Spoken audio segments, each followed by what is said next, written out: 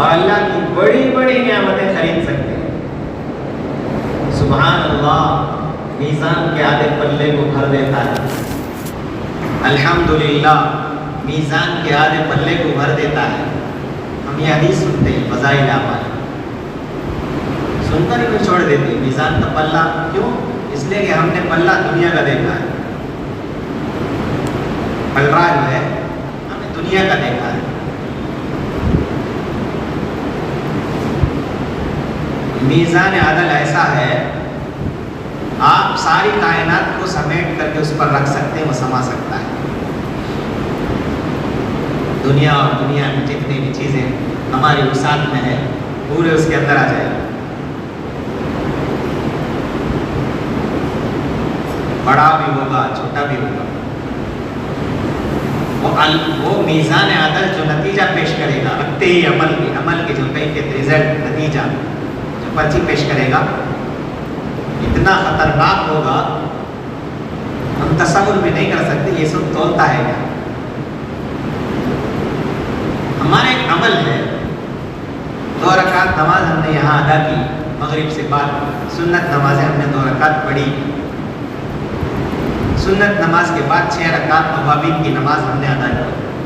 اللہ کے نبی صلی اللہ علیہ وسلم فرماتے ہیں جو 6 رکعت اوابین کی نماز ادا کرے گا اسے جنت میں ایک محل ملتا ہے۔ مثال کے طور پر ایک 2 رکعت اوابین کی نماز یا 2 رکعت نفل نماز کو آپ پلے میں رکھ دیں گے، پورا جیسے ہم ایک میسیج بھیجیں تو وقت طے کرتا ہے، دن، سیکنڈ، سب طے کر کے پوری چیزیں محفوظ ہوتی ہیں۔ ایک عمل ہے، فجر کی 2 رکعت سنت، فجر کی 2 رکعت فرض، ایک عمل ہے۔ آپ جماعت چھوڑ گئی، انفرادی پڑھ رہے ہیں، تو فجر کی 2 رکعت سنت ادا کیا، پھر فجر کی 2 رکعت فرض ادا کر رہے ہیں، دونوں بھی آپ پڑھیں، 2 عمل میں کوئی فرق نہیں۔ فجر کی 2 رکعت سنت میں پہلی رکعت میں قل یا ایھا الکافرون پڑھی، دوسری رکعت میں قل اللہ پڑھے۔ فرض میں بھی وہی قل یا ایھا الکافرون پڑھے، دوسری رکعت میں قل اللہ پڑھے۔ وہی رکعت، رکوع اور سجود، وہی اتحیات، وہی سلام، وہی وقت تھا، کوئی فرق نہیں۔ ولو بالفرض، میزان عدل فیصلہ کرے گا یہ فرض نماز ہے فجر کی، یہ نفل نماز ہے، یہ سنت نماز ہے فجر کی۔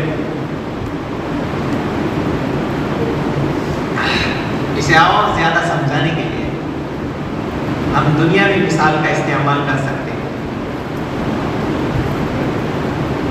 مثال کے طور پر ہم نے ہوا کے ماپنے کا آلہ بنایا، ہم مسجد میں بیٹھ کر ایک مسجد کی 4 دیواری کے اندر کتنا مکعب ہوا ہے ہم اس کی پیمائش کر سکتے ہیں۔ ہوا کا دباؤ کتنا ہوا ہے، چھوٹے سے ہوا کو ہم ایک مکعب ہوا کو اگر نکال کر کسی سائنٹسٹ کے پاس، اس کے ماہر کے پاس دے دیں گے، وہ بتائے گا اتنا مقدار اس کے اندر آکسیجن ہے، اتنا ہائیڈروجن ہے۔ ہمارے سائنسدانوں نے اب تک کے لیے ہوا کی 108 قسموں کو دریافت کیا۔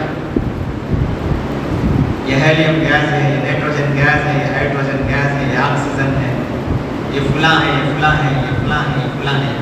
108 قسموں کی دریافت ہو چکی ہے، اور مزید نہ جانے کتنے قسموں کی یہ دریافت کریں گے۔ اور ولو بالفرض ایک مکعب ہوا میں اگر 108 قسمیں بھی ہیں تو 108 قسموں کو بھی ہم تقسیم کرتے ہیں کہ فلاں گیس، فلاں ہوا اتنی فیصد میں ہے، اتنی مقدار میں ہے، جیسا ہم نہ دکھنے والی چیزوں کی ہم تقسیم کر سکتے ہیں، پہچان کر سکتے ہیں، بتا سکتے ہیں۔ تو اللہ رب الکائنات ہے، رب العالمین ہے، اس نے ایسا عدل کا ترازو قائم کیا اور بنایا ہے، اس میں صرف عمل رکھتے ہی بتا دے گا اس عمل کے اندر اخلاص کتنا ہے، اس عمل کے اندر خشوع خضوع کتنی ہے، اس عمل کے اندر مکروہات کتنے ہیں، مستحبات کتنے ہیں، کون سا حرام ہے، کون سا حلال ہے، اور کتنے اس نے تسبیحات گنے تھے، تسبیحات کے اندر توجہ کتنی تھی، اس نماز کی ایک رکعت کے اندر دل کا میلان کدھر تھا، بازار کے کس کونے میں چلا گیا تھا، نماز میں پھر کب یہ واپس آیا، سلام میں اس کی کیفیت کیا رہی، رکوع میں اس نے سنت کے مطابق اپنے اعضاء کو دیکھا ہے یا دیگر جگہوں میں اس کی نظریں پڑ گئیں، سجود میں سنت کے مطابق اس کی نگاہیں ناک پر تھی یا دیگر اعضاء پر پڑ گئے، یا تحیات میں سلام پھیرتے وقت میں اس کی نگاہیں گود پر تھی یا کاندھے پر تھی یا کہیں اور منتقل ہو گئی، نماز کے کھڑے ہونے کے وقت میں اس نے جو وضو کیا تھا وہ کامل طور پر سنت کے ساتھ آداب اور مستحبات کے ساتھ اس نے وضو کر کے نماز ادا کی تھی، یا کہ صرف فرائض پر اکتفا کر لیا اور چند سنتوں کو بجا لایا، یا فرائض میں سے فرائض کو ایک ایک مرتبہ اس نے ادا کیا یا 3 مرتبہ اس نے ادا کیا ہے، یا بال کے برابر بالفقار نے لکھا کہ وضو میں اگر جگہ سوکھ جائے تو اس کی وضو نہ ہوگی، تو اس وضو کے فرض اعضاء میں کس حصے میں بال کے برابر جگہ چھوڑ گئی تھی، اس کی فرض نماز ادا نہ ہوئی، یہ ساری تفصیلات نام اعمال میزان عدل ظاہر کرے گا۔ یہ تو سمجھ میں اور بھی کھول سکتے ہیں۔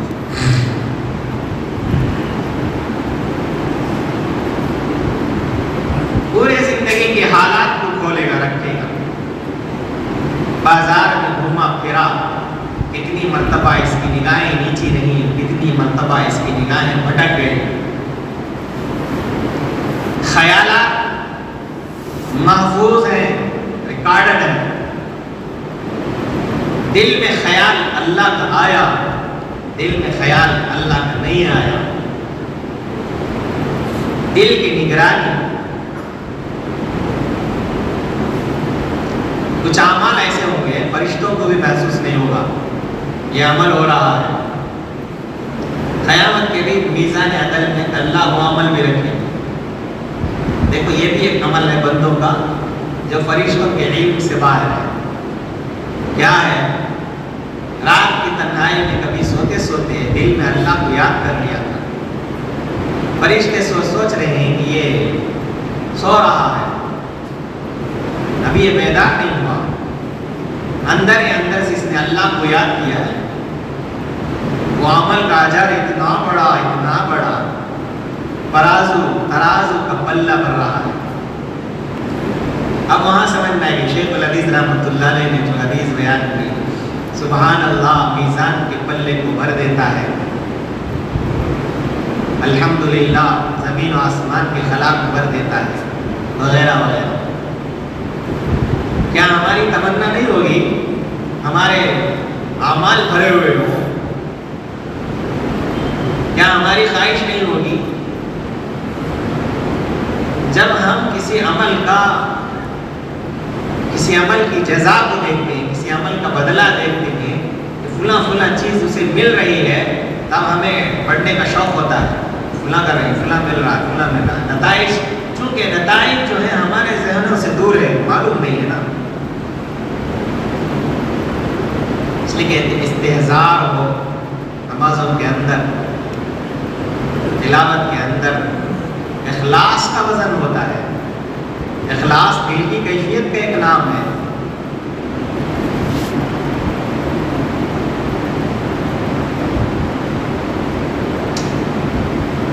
افراد کے اخلاص میں فرق ہوتا ہے، عام آدمی کا اخلاص الگ، اللہ والوں کا اخلاص الگ، تابعین کا اخلاص الگ، تابع تابعین کا اخلاص الگ، صحابہ کا اخلاص الگ، انبیاء کا اخلاص الگ۔ اخلاص کو تولا جاتا ہے اور تول کو بتانے والا، اسے موازنہ کرنے والا جو عدل ہے، میزان عدل ہے۔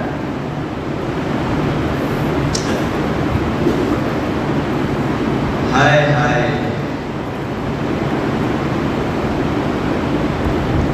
اسی لیے شیخ عبد القادر جیلانی رحمۃ اللہ علیہ، جیسے شیخ سعدی رحمۃ اللہ علیہ نے گلستان سعدی میں لکھا ہے، شیخ سعدی رحمۃ اللہ نے لکھا کہ حضرت عبد القادر جیلانی رحمۃ اللہ علیہ خانہ کعبہ کی چوکھٹ پر سر رکھ کر دعا کرتے تھے۔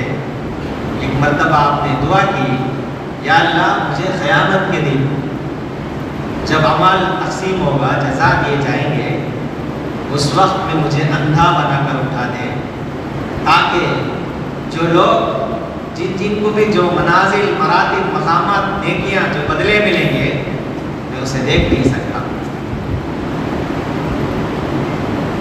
بہتر ہے کہ ساری چیزیں میری نگاہوں سے اوجھل ہو جائیں۔ اتنی بڑی شخصیت اے دعا کر رہے۔ پھر وہاں عمل کے بلے میں جو ترازو ہوگا، کوئی آدمی نہیں خالص اللہ تعالیٰ بیٹھے ہوئے ہوں، بندے کا ترازو انفرادی بلائے، انفرادی مواخذہ ہوا، ایسا تو نہیں ہے نا۔ وہاں تو سارے انبیاء ہوں گے، وہاں تو اللہ کے نبی صلی اللہ علیہ وسلم بھی کھڑے ہوئے ہوں گے خود سے۔ جہاں اعمال تلتا ہے، وہاں اللہ کے نبی صلی اللہ علیہ وسلم اپنی امت کے اعمال دیکھنے کے لیے بیٹھے ہوئے ہوں گے نا، تاکہ اسے برابر بدلہ ملے۔ برابر تو ملتا ہی ہے کہ دیکھتے ہی نا، جب ہمارا عمل پیش ہوگا وہاں اللہ کے نبی صلی اللہ علیہ وسلم موجود ہوں گے نا۔ کیوں دکھایا جا رہا ہے؟ تو شیخ عبد القادر جیلانی رحمۃ اللہ علیہ کی دعا اس وقت یاد آ رہی ہے۔ بہتر ہے کہ میں بھی اس وقت اندھا ہو جاؤں، چونکہ اللہ کے نبی کے دل میں جو صدمہ ہمارے اعمال سے لگے گا وہ ہم دیکھ نہیں سکتے، برداشت نہیں کر سکتے۔ بعض لوگوں کے اعمال دیکھ کر خوشی محسوس کریں گے، بعض اعمال لوگوں کے دیکھ کر صدمہ ہوگا۔ اللہ تعالیٰ کے بندوں سے خوش ہوں گے، پہلے حساب کتاب شروع نہیں، اللہ سارے بندوں پر ناراضگی کا اظہار کریں گے۔ وہاں پر رہنے والے حشر کے میدان میں انبیاء تصور کریں گے، یہ اب اللہ کے پاس کون بات کرے گا؟ ہمارے پاس بات کرنے کی طاقت نہیں، لب کشائی نہیں کر سکتے۔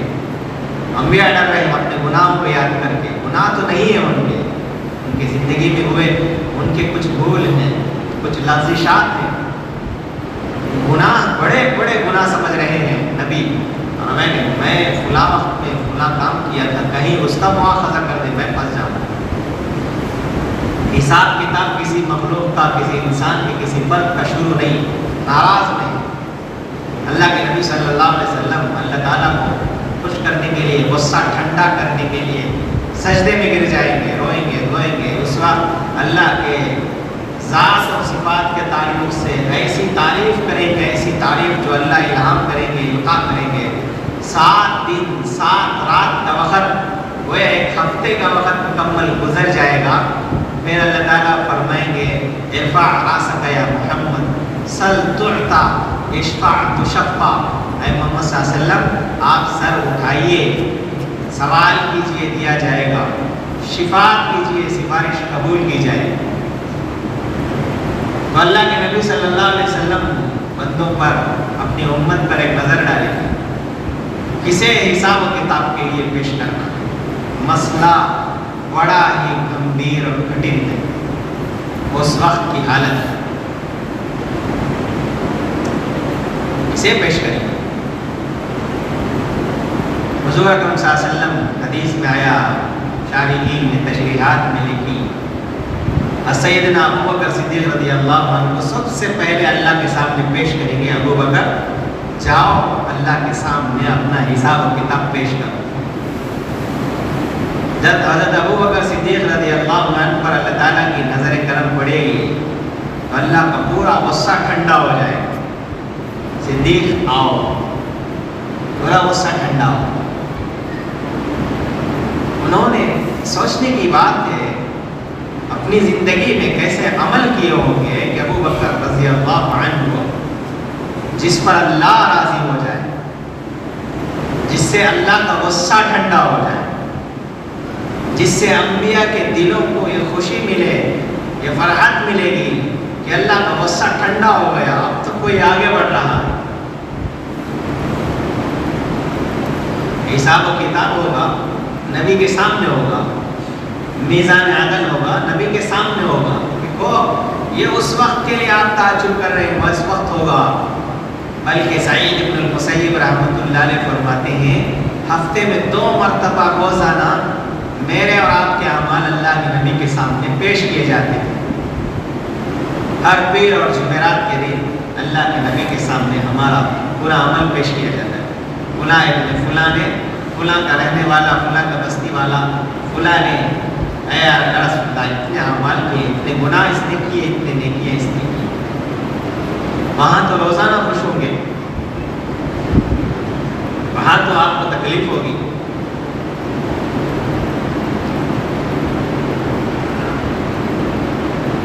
ہمارا آپ کو چند افراد پہچان دیں، معلوم باڑی والے کچھ پہچان لیں گے، زیادہ سے زیادہ کچھ مشہور ہو جائے، ضلع کے افراد پہچان دیں گے فلاں ابن فلاں ہے، یہ آدمی وہ ابن ہے. اور بھی زیادہ مشہور ہو ہندوستان لیول میں. آج تو نیٹ کا زمانہ، ساری دنیا میں کوئی آپ کا گرویدہ ہو، کوئی آپ کے فالوور ہو، کوئی آپ کے سبسکرائبر ہو، آپ پہچان لیں گے میں فلاں کا عاشق، فلاں کا فالوور ہوں. کچھ لوگ پہچانیں. ہمارے اعمال روزانہ جب آسمان پر چڑھتے ہیں، آسمان کے فرشتے پہچانتے ہیں کس کا عمل آ رہا ہے. فلاں ابن فلاں نے رات کی تاریکی و تنہائی میں دعا کر، یہ اللہ کا خاص بندہ ہے.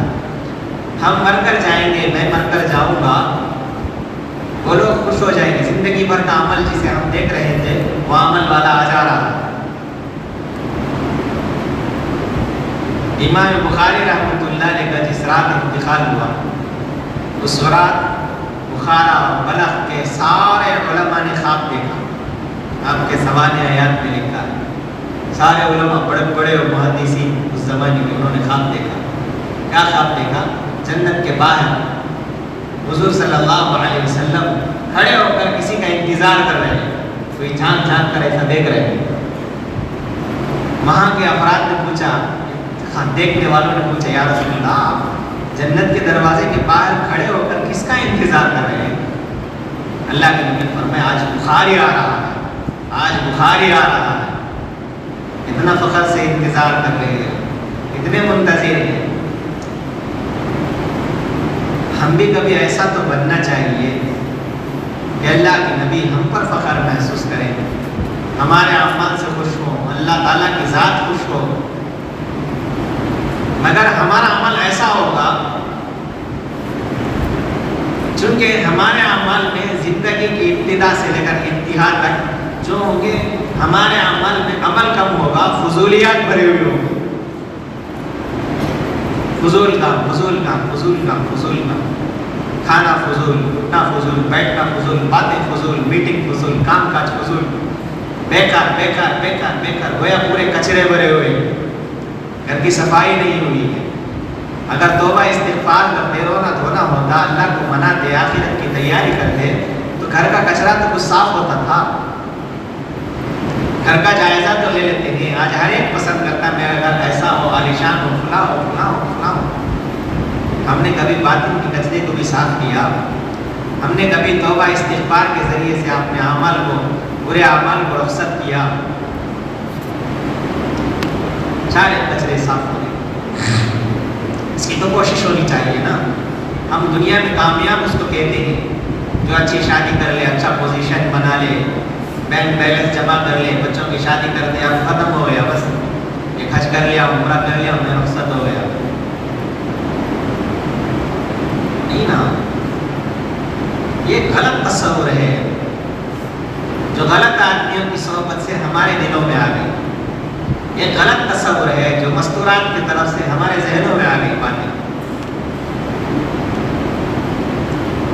ہمیں سمجھانا ہے. تو طویل مقصد اور طویل زندگی ہماری منتظر ہے. ایک طویل مقدمہ، خطرناک مقدمہ ہمارا انتظار کر رہا ہے، جس کی طرف ہم روز بروز رواں دواں ہیں، چل رہے ہیں، موت سے قریب ہو رہے. لہٰذا ضرورت ہے اس بات کی کہ ہمارے آنکھیں کھلیں، اللہ اور اللہ کے نبی کے تقاضوں پر چلیں، اپنی زندگی کے مقصد کو سمجھیں. صرف کھانا پینا، پیسے جمانا، مکان دکان، تجارت، کاروبار، مال و دولت یہ مقصد نہیں ہے، ضرورت ہے. ہم نے اسے افسوس کے مقصد بنا لیا ہے. ضرورت تو ایک طویل زندگی کے لیے ہے. کیا قیامت تک کے بعد جنت کی لامحدود اس لیے ہے کہ جو دنیا کی 60 اور 70 سال کی زندگی ہم سکون سے گزار کر آئیں، کیا قیامت کے دن اللہ پوچھے گا آ جاؤ ماشاء اللہ آپ دنیا میں 4 گھر بنا لیے، ماشاء اللہ آپ شادی کر لیے، آپ کے فلاں اتنے بچے ہوئے، ماشاء اللہ آ جاؤ شادی کر کے دے دیے، ماشاء اللہ اچھا ایک مقام بنا کر آئے، ماشاء اللہ آ جاؤ بلائیں گے تو نہیں ہوگا نا۔ جو چیز کرنی ہے، جو عمل کرنا ہے وہ تو کرتے نہیں ہیں، جس کی تیاری ہونی چاہیے وہ تو نہیں ہے، پھر ہماری آنکھیں کب کھلیں گی؟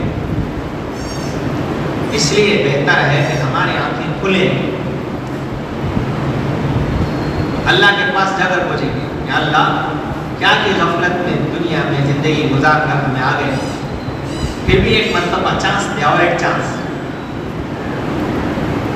نہیں، کسی کو چانس نہیں، کیونکہ کیا ہے 7 جنم کا عقیدہ ہے، اسلام میں خطان جائے یہ دنیا میں آ گیا 7 جنم آ گئے بس اس کے بعد ختم ہو گئے، ویسا تو نہیں، جنم کا عقیدہ تو نہیں، ایک ہی موقع ہے، اللہ تعالیٰ اس وقت کہیں گے جسے سورہ یاسین میں اللہ ذکر کرتے ہیں اولم نعمرکم ما یتذکر فیہ من تذکر وجاءکم النذیر، اے بندے کیا ہم نے تمہیں اتنی عمر نہیں دی تھی جس عمر میں کوئی آدمی نصیحت حاصل کرنا چاہتا تو نصیحت حاصل کر لیتا، اپنے آپ کو بنانا چاہتا تو بنا لیتا،